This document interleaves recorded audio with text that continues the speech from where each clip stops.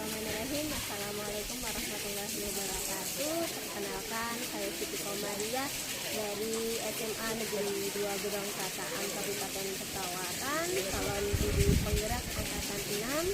Dan di samping saya rekan sejawat saya. Boleh Bu perkenalkan? Nama saya Suwatri dari SMA 2 Gedong Kataan. Saya di sini untuk guru biologi mengajar di kelas 12. Terima kasih. Mohon izin Bu Suwatri, sebelumnya saya ingin supervisi di kelas Ibu. Kebetulan Ibu ngajar tadi di kelas 12 ya Bu ya. Supervisi ini akan terlaksana kapan Bu, kira-kira Ibu ngajarnya di hari apa?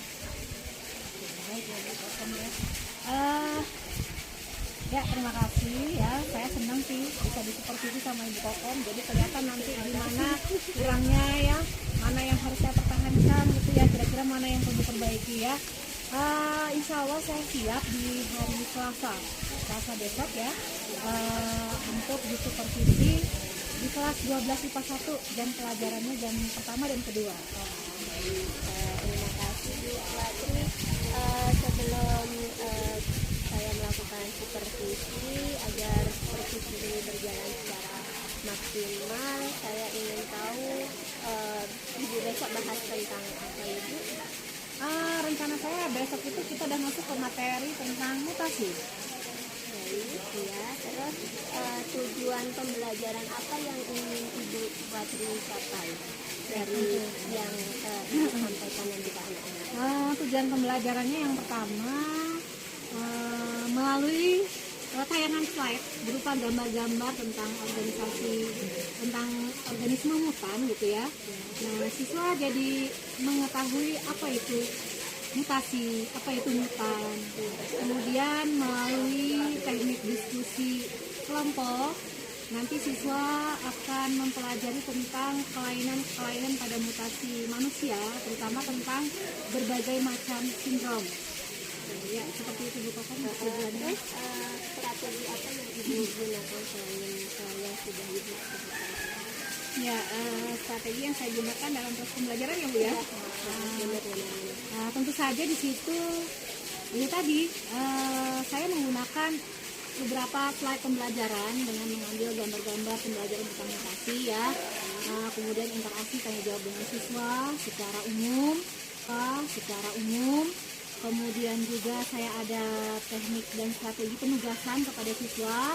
Kemudian ada diskusi kelompok untuk mencari tentang berbagai macam informasi sindrom pada manusia. Lalu anak-anak akan melakukan presentasi dengan hasil yang mereka buat. Nah, untuk hasil produk yang mereka buat sih saya meminta kepada siswa itu bervariasi tergantung dari bakat mereka gitu, dengan kemampuan mereka. Kalau mereka mau buat video ya monggo, mau buat audio ya monggo, mau buat informasi pakai karton juga boleh. Kalau semuanya pakai karton ya silakan. Ya, ini saya bebaskan kepada anak-anak gitu ya. Hasil akhirnya biar anak sendiri yang menentukan. Ya. Oke, terima kasih Bu Watri. Semoga supervisi nanti berjalan dengan baik.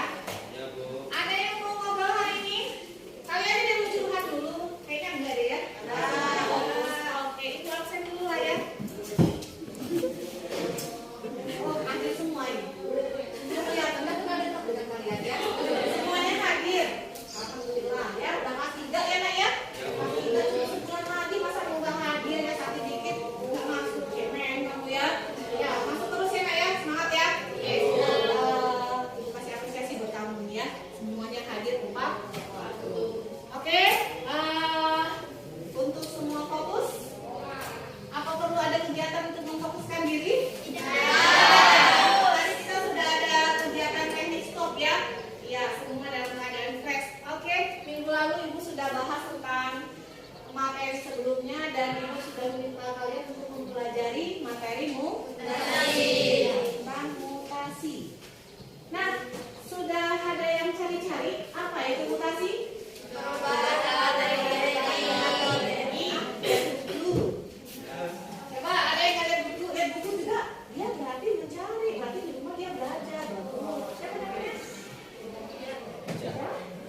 Iya, dia bagus.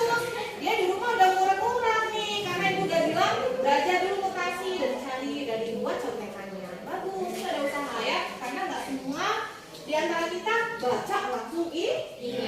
Oke, bagus. Ada yang lain nggak yang mau berbicara tentang mutasi? Ada? Takut sih, Nak. Ayo silakan. Ada? Nggak ada? Kalau nggak ada, oke, ibu lanjut. Nah, inilah tujuan pembelajaran kita hari ini. Ini ada 3 ya. Berdasarkan penayangan slide ibu, nanti kalian akan melakukan pengamatan terhadap hutan-hutan, ada tumbuhan, ada hewan, ada manusia ya. Nah, kemudian melalui tayangan slide juga kalian akan memahami tentang menganalisis mekanisme. Iya, itu adalah jenis kelaminnya laki-laki kok ada payudaranya. Berarti dia bensi dong gitu ya. Ya itu betul yang dikatakan Naila, sindrom Klinefelter Buchner. Naila jangan belajar duluan ya. Ya itu sindrom Klinefelter. Jadi memang laki-laki bencong itu ada, tapi bukan bisa itu bencong ya, mempunyai sifat doang. Payudaranya nunggu, biasanya suaranya kewanitaan ya, dan dia biasanya mandul. Nah nanti kamu tuh tugas kamu untuk mencari informasi sindrom. Pokoknya ini salah satu mutan untuk manusia ya. Sampingnya gambar anak kecil wajahnya kayak apa tuh? Kucing. Kayak kucing seolah-olah miripnya ya. Itu yang disebut dengan sindrom siapa yang tahu? Sindrom apa? Ada udah baca? Right? Ya, kucing. Sindrom kayak kucing ya, kayak kucing. Jadi punya bayi, bayinya tuh mirip kayak begini, kayak kucing itu matanya. Nah, kalau dia nangis suaranya kayak nyong-nyong gitu ya, kayak suara kucing. Berikutnya, gambar yang ketiga. Cewek kawan Cina. Itu yang disebut dengan nama sindrom wajah momonoid. Coba siapa yang sudah baca nih? Siapa yang sudah baca? Sindrom Down tadi. Ya, yang ngomong Down tadi pertama siapa? Damai ya, keren. Damai udah belajar berarti. Nggak ada yang ditugaskan, tugasnya nanti berdiferensiasi lah terserah kalian. Boleh kalian buat dalam bentuk video, atau cerita, ataupun dalam bentuk makalah, terserah dibebaskan ya. Mau audio juga boleh, semampunya kalian, sedapatnya kalian ya. Oke. Untuk tujuan, nah sekarang kalian lihat pada gambar di depan. Itu gambar apa nak? Nah, lihat aku begitu. Kapan? Kapan? Iya ya. Pernah nggak punya pohonnya? Lihat kenyataan di alam. Nah, di mana deh? Di depan ada. Kenyataan di alam. Ini gambar ya. Ya. Kalau kamu melihat begini menarik kan? Ini normal nggak seperti ini? Tidak ya. Tidak ya. Formanya anggutnya hijau-hijau, merah-merah begitu ya. Nah kalau sudah terjadi perubahan begini, nah perubahan berarti siapa yang terjadi? Mutasi. Nah bayangkan tadi ada kan buah semangka dan biji? Ada. Sering dikonsumsi. Nah ini perubahan tuh kan? Berarti itu mutasi. Hasil mutasi. Pernah lihat durian tanpa biji? Kan belahan ya? Nah itu berubah nggak ya? Berubah karena durian yang normal tuh bijinya gede-gede ya. Kalau yang begitu sudah hasil mutasi dan mutan. Gak hanya pada tumbuhan. Nih hewan mana? Kodoknya ngapain? Berkepala 3. Yang bilang kodok berkepala 3. Kamu tadi bilangnya apa nih? Ayo Dem. Apa kodok lagi pet-petan? Ada yang bilang begitu nggak? Coba amatilah ke depan. Itu satu tubuh ternyata kepalanya 3. Mana itu? Tidak. Berarti terjadi mutasi. Lihat satu lagi. Nah badannya kayak mana tuh kodok? Mau nggak kamu punya badan kayak gitu? Kamu kelihatan gitu ya. Yang kodok juga. Yang belum baru kelihatan ya. Yang itu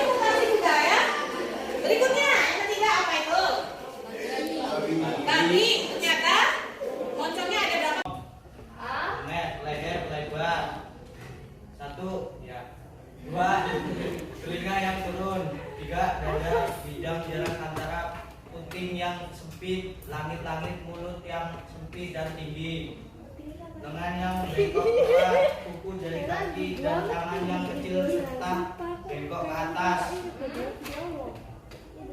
bengkak pada tangan dan kaki, panjang lari dan pendek. Oke, tadi kan nggak begitu banyak ya, tetapi di situ disebutkan dadanya membidang. Biasanya badannya kecil, tidak menstruasi malah tidak disebutkan di sana ya. Ya, karena dia kekurangan kromosom X, jadi otomatis tidak berkembang sistem reproduksi pada wanitanya ya, tidak mengalami menstruasi, berarti kan dia bisa mengandung. Kan ibu pernah cerita kalau di suatu daerah ibu pernah ketemu orang yang menderita sindrom Turner, betul, badan fisiknya itu kecil, daunnya itu agak melebar, payudara tidak berkembang, kemudian dia tidak mengalami menstruasi, tetapi dalam 1 bulan itu selama 1 minggu itu badannya berbau amis seperti orang menstruasi. Cuma dia tidak mengeluarkan darah menstruasi, gitu ya. Mungkin gejala menstruasi dia memang seperti itu tuh, cuma tidak mengeluarkan darah menstruasi ya. Ya seperti itu karena dia juga mengandung. Oke ya, itu tentang sindrom Turner. Papan tulisnya ya, hari ini selesai sudahlah pembelajaran kita tentang materi mutasi. Oke, tadi kita sudah proses, kita sudah simpulkan bersama pembelajaran tentang materi mutasi. Mudah-mudahan kalian ingat selama seumur hidup kamu tentang materi mutasi. Terima kasih ya. Nah, untuk pertemuan yang akan datang, kita masuk ke penilaian harian mutasi. Jadi kalian silakan diberi waktu ini untuk belajar 1 minggu ya. Belajar, ingat KKM kita berapa? 75. Berarti kamu nilainya minimal 75 ya. Ya, silakan belajar ya anak-anak semua ya. Ya, tetap semangat ya anak ya. Saya suka dengan kelas ini, semangatnya luar biasa ya. Oke, kita akhiri dulu pertemuan kita hari ini. Siap-siap minggu depan kita penilaian harian tentang mutasi. Ya, ibu akhiri ya. Assalamualaikum warahmatullahi wabarakatuh.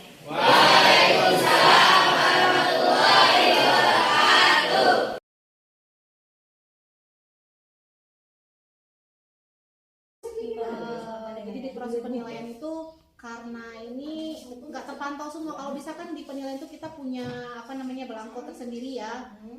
Kita bisa menilai siswa itu dari bangku ke bangku gitu. Dan itu hampir semua tidak semua siswa bisa saya pantau untuk saya lakukan penilaian. Akibatnya setelah selesai proses pembelajaran baru saya ngebayangin anak itu, oh tadi dia begini berarti nilainya gini. Jadi penilaian itu nggak langsung di tempat semua selesai. Jadi, ya terkendala waktu.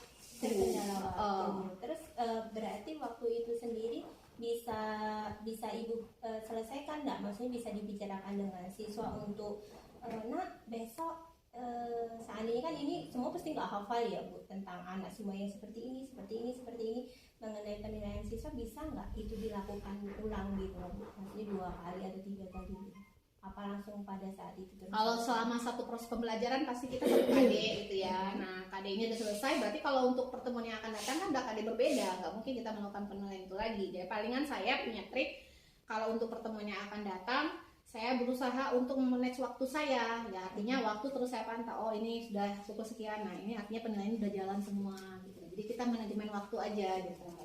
Alhamdulillah, berarti kalau yang untuk pasca observasi ini Bu Wati sudah matang sekali ya Bu ya untuk pendalaman materi dan lain sebagainya. Terus sekarang tinggal yang refleksi diri, latihan coaching sendiri Bu. Apakah sudah berjalan dengan baik selama percakapan kita selama kemarin? Iya, kemarin. Iya. Ya alhamdulillah sudah bagus sih, saya sudah mulai agak tercerahkan lah gitu ya, jadi ya lebih agak rileks gitu. Sudah bisa ini ya Bu ya. Jadi semakin yakin untuk menggali potensi diri lah. Apa yang masih perlu ditingkatkan lagi? Yang perlu ditingkatkan ya tentu saja banyak sih ya keluasan, kerileksan kita dalam proses coaching, pembelajaran, kemudian itu tadi meningkatkan pengetahuan kita tentang metode-metode pembelajaran sehingga nanti lebih luas menentukan, oh ini materi ini cocoknya metodenya begini nih yang membuat siswa lebih aktif. Baik, terima kasih Bu. Terus selanjutnya bagaimana untuk tetap dalam kondisi penuh pada saat melakukan coaching. Ya, saya harus konsentrasi, fokus gitu ya, present lah ya. Iya. Hilangkan dulu beban-beban yang ada. Jadi Berarti fokus. sama aja ya Bu. Kalau misalkan kita ke anak-anak juga demikian. Assalamualaikum warahmatullahi wabarakatuh. Waalaikumsalam warahmatullahi wabarakatuh. Selamat pagi semuanya. Terima kasih Bu Berhasila, terima kasih Bu Wandri. Hari ini tugas saya sebagai guru adalah untuk melakukan percakapan pasca observasi ya Bu ya. Kemarin kita sudah melakukan pra observasi, saya juga sudah melakukan observasi Bu Wandri di kelas. Sekarang saatnya melakukan pasca observasi. Baik Bu Wandri, kemarin waktu kita observasi itu Bu Wandri belajar materi tentang apa ya kemarin? Kalau nggak salah tentang mutasi. Nah, menurut Ibu sudah sampai belum Bu materi yang diberikan ke anak-anak? Oke, untuk materi yang disampaikan mutasi ya, sampai atau tidaknya, ya kalau saya sudah menyampaikan sama anak-anak, proses sudah berjalan begitu Bu Koko ya. Artinya proses sudah berpusat kepada murid gitu, untuk siswa yang lebih aktif dalam proses pembelajaran. Dan kemudian saya juga sudah melakukan post test, bukan post test ini, tes formatif ya, tes formatif untuk melihat sejauh mana daya serap siswa terhadap materi yang telah disampaikan tersebut. Ya mudah-mudahan sih. Iya, terus kemarin kan Ibu juga sudah sudah menyampaikan tentang tujuan pembelajarannya, area apa saja yang akan dipelajari ataupun tidak dicapai pada siswa, terus strategi apa saja yang sudah dipersiapkan, itu kan sudah semua ya Bu. Terus catatan refleksi Ibu sendiri. Selama proses pembelajaran sih, saya merasa dalam proses tersebut ya siswa sudah aktif dalam pembelajaran, mereka sudah terlihat termotivasi. Cuman yang saya rasakan ada sih kekurangannya gitu ya. Di antaranya adalah dalam satu materi itu metode pembelajarannya itu belum begitu bervariasi Bu. Jadi saya kemarin tuh lebih banyak dominannya ke diskusi, karena maksud saya biar siswa itu aktif, dengan dia diskusi, dia presentasi, akhirnya kan selalu teringat oleh siswa itu dalam pelajaran itu. Jadi metodenya belum begitu banyak variasi dalam satu proses pelajaran itu. Terus rencana tindak lanjut Bu Wandri sendiri? Kalau rencana tindak lanjut saya sih, saya ingin melakukan kunjungan kelas terhadap guru-guru mata pelajaran yang lain. Siapa tahu kan guru-guru yang lain dalam satu kali pertemuan satu materi itu variasinya bermacam-macam, dan untuk menentukan satu materi ini, oh ternyata cocoknya metodenya yang ini. Kalau materinya ini, metodenya yang ini. Nah, kemudian juga saya juga tertarik dengan mengikuti semacam webinar gitu ya, workshop atau sosialisasi tentang metode-metode pembelajaran yang menarik, inovatif terhadap murid-murid. Ya, jadi Bu Wandri pengen melihat guru-guru lain sebagai contoh nantinya. Nah, iya, teman sejawat lah. Iya, terus menurut Bu Wandri ukuran keberhasilan Bu Wandri sendiri berapa persen? Kalau misalkan oh ya, nanti saya mau ngeliat kelas-kelas lain sebagai contoh supaya materi saya tentang mutasi itu bisa benar-benar berhasil, dan rencana Bu Wandri. Ukuran keberhasilannya ya Bu? Iya. Kalau untuk ukuran keberhasilannya, apabila saya melakukan kunjungan, saya jadi memahami betul seperti apa metode yang diterapkan oleh teman-teman saya gitu ya, kemudian saya contoh dan saya adopsi, kemudian saya praktekin juga di kelas-kelas saya, dan ternyata kalau di kelas saya praktekkan dengan metode bervariasi dan sukses, itu artinya ya, sudah menunjukkan tanda-tanda keberhasilan gitu. Sudah ada pendukungnya ya Bu ya. Iya. Berarti. Terus kira-kira kapan Bu akan mulai dilaksanakan untuk berkunjung ke kelas? Ini kan kita sudah selesai PTS Iya, ya. Nah, rencana saya minggu depan saya sudah mulai nyusun rencana pembelajaran yang lebih inovatif lagi. Jadi minggu depan rencana saya langsung mau saya coba. Memang kalau kayaknya udah profesional banget Nggak ya juga, sama Bu. Bu Wandri ini. Jadi kemarin tentang mutasi sendiri sudah semua ya Bu, sudah dilakukan, sudah tinggal pengembangannya aja yang kurang sedikit gitu ya Bu. Terus kira-kira apalagi nih Bu yang pengen Ibu tujuannya biar berhasil tuh selain itu apa? Tujuan ini tuh Bu, keberhasilan tadi dari yang belum tercapai, misalkan tadi kan masih kurang ya Bu metodenya misalkan gitu. Gimana buat ini tujuan yang tidak dicapai dari aktivitas pengembangan pembelajaran itu? Pastinya tujuan ke materi itu ya. Iya. Tujuan pembelajaran saya harapnya yaitu tercapai. Kemudian memotivasi siswa, harapan saya sih semua siswa itu termotivasi, tidak ada siswa yang ada yang tidur ataupun asik dengan gadgetnya atau malah fokus ke yang lain.